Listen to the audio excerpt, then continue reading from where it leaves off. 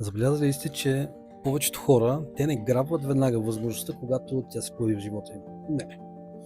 Чакаме, отлагаме, има време, нека първо да ни заболи, нека първо хубаво да ни бръкнат в джоба и тогава може. Давам ви няколко примера. За здравето си почваме да мислим, когато се случи нещо много сериозно. Тогава почваме да го оценяваме, да приемаме хранителни добавки, да спортуваме, да се храним здравословно и така нататък и така нататък.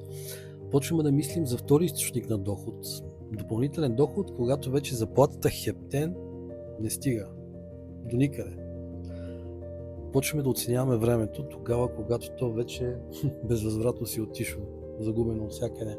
А умните хора, знаете ли какво правят? Те не чакат обстоятелствата да ги принудят. Те започват да действат много преди това. Няма значение в кой аспект, ако ме разбирате какво искам да ви кажа.